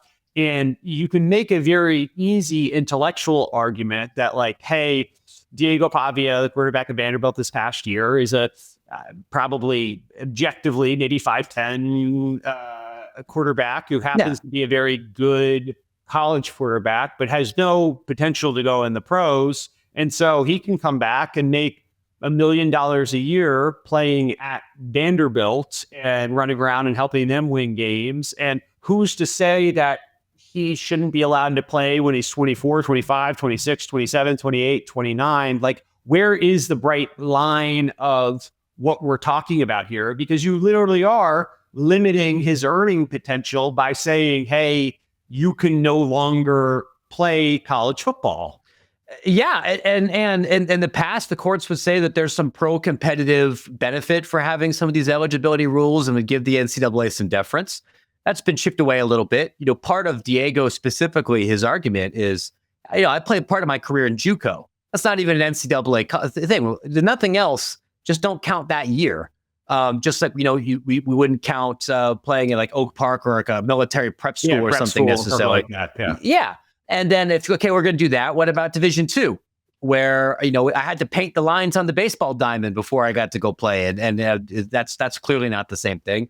I can't predict what a future judge would say, but what your argument here is not dissimilar from what many of those athletes are saying, where this is the peak of their earning potential and you might be missing out on hundreds of thousands of dollars. The way you solve this, or one way that I'm aware of that you can solve this, I'm a reporter, I'm not a labor attorney, but the most common way is through a CBA. Like the NBA has, the NFL has, and that's why you have age limits and eligibility standards and everything, but then you need to be able to negotiate. And if you want to have that kind of protection and that antitrust exemption for college, you need federal legislation, either that allows them to unionize or that doesn't allow them to unionize, but gives you the benefit of a CBA one way or the other. Whether they get that or whether this particular crop of lawmakers are up to the task of doing that, I think is an open question, because I don't think I'm going to be accused of being too partisan here if I admit this. The kind of people we have in the Senate right now are not typically the kind of people that live and die with Tennessee football. They are not single issue voters that are responsive here. This is not an industry that, by and large, with some exceptions, that they really care about that much, which can make for some bad policy. And so do you have any idea? I mean, does it feel like we're on the precipice of something in the next couple of years? We're moving to the more widespread antitrust exemption with CDA. Like if you were forced to pick a timeline, in my mind at least, and I don't know if you agree, like that feels like the only solve for the sport to have some guardrails and some agreement. Otherwise, it's going to keep getting legislated in different state courts, and it's going to keep bubbling up with XYZ thing. And ultimately, as I think people are well aware, there's 50 states who don't necessarily agree on different laws. And so now you have different conferences across the country with different political leaders and different political environments. And so it's pretty hard to keep everyone marching to the same drum. And so I guess, one, do you have a timeline of thinking about when something like this could happen? And two, do you think that this is the only solve ultimately, and we're kind of putting a Band-Aid on the bullet hole until we get there? Yeah, I differ from some of my colleagues in that I actually think the single most likely outcome is in the next 18 months, Congress gives the NCAA a limited and conditional antitrust exemption. I actually don't think that's the best policy. I think that will end up hurting economic prospects for a lot of elite athletes. But Ted Cruz is in charge. And this is something that's really important to him. Is Ted Cruz literally in charge? Ted Cruz is the ranking member of the Senate Commerce Committee that will be taking the lead on drafting this kind of legislation and getting it down to the House. And he has flat out said, I do not think athletes should be employees. I am using my intellectual gifts and energy to get very deeply involved in this issue, which he has. And wants to provide the best, the most success for the highest number of people, which, like in his view and his staff's view, is a conditional limited antitrust exemption. He has Republican lawmakers who would love to go back to 1983, probably in a lot of different ways, but particularly on college athletics, right? And you had a lot of Democratic lawmakers who were really adamant about allowing for employee status, and that's softening a little bit. I could be wrong. Right, the House has a 3-seat Republican majority right now, and depending on who's dead or who's traveling or who's sick or something, or it's difficult to corral that group into doing anything. If the House and Senate and this White House don't pass an antitrust exemption, then in the next 18 months, I believe we will see a federal court, probably in Pennsylvania, in the Johnson v. NCAA case, rule that some college athletes should be employees. And if not, then after this House settlement, when they're clearly getting $1 million checks from the universities to provide labor, it will be harder to say that they're they're contractors or that they are employees. So either, whether Congress is proactive one way or the other, or the courts make this decision for them, you can't keep kicking the can down the road forever. Like eventually somebody's going to force the issue. Do you think we head to a world of breaking off in some way at some point, either with superconference for college football, maybe? I guess there's different considerations for NCAA basketball because of the tournament, but what's your perspective on that? I think it's possible.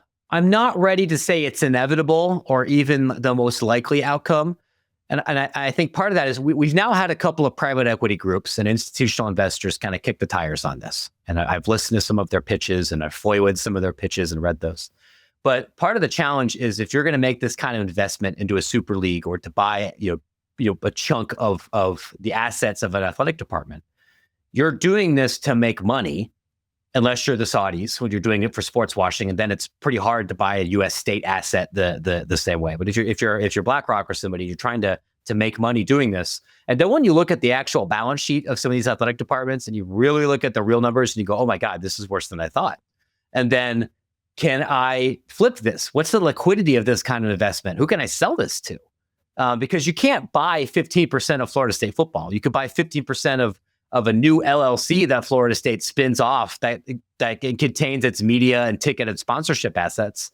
And that can get complicated. And I think the intellectual idea of institutional investors fronting a super league and then actually doing it are two different things. If I was an institutional investor and I was interested in getting into the sports market, I would think that buying a fractional share of an NBA team, or potentially doing this for the NFL once that becomes allowed, or European soccer, where American investors have flooded over the past couple of years, I think that's an easier investment than trying to force the issue in college sports. Could it happen eventually? Sure, could happen eventually. I know the American Athletic has been very aggressive in trying to lock down institutional funding and splitting off a share of their assets, and maybe that's where things go. I think that raises a lot of operational concerns for college sports. But they've done dumb things before.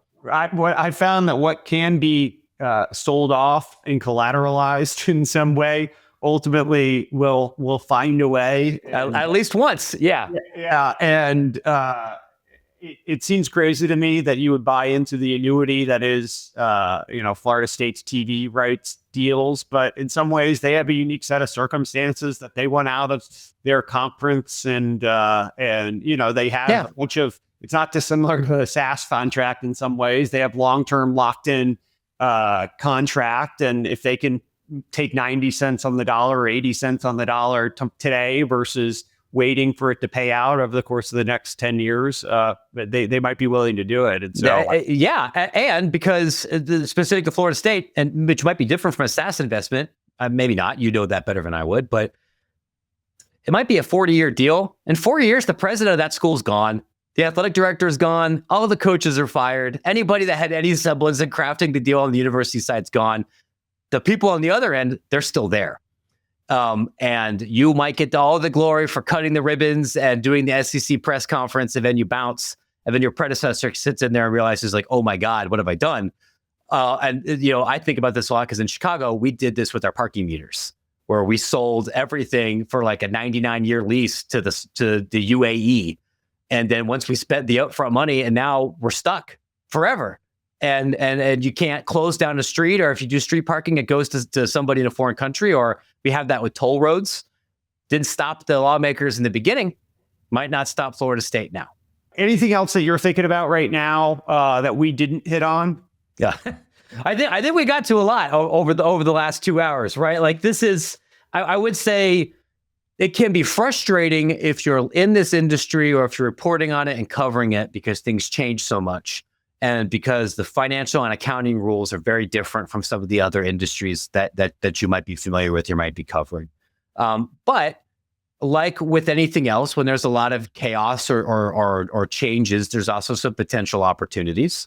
I think in the investing world, there's a lot of people that are now trying to create software to help schools navigate some of these specific problems. If you're an investor or a developer or a company that can help with revenue generation, that can help with customer data, that can help with front or back office player evaluation solutions. Many of the kind of things that everybody in the NFL has been doing to make money for the last 20 years are still completely novel to the college world, which is kind of still run like a mom and pop shop. So it could be very frustrating to be an AD right now, but it might be a very good time to be in, say, the ticket sales software solution world. And maybe some people from outside of college sports can help fix some of these problems. Well, Matt, thanks for doing this. This was a lot of fun. It was my pleasure. Thanks for having me.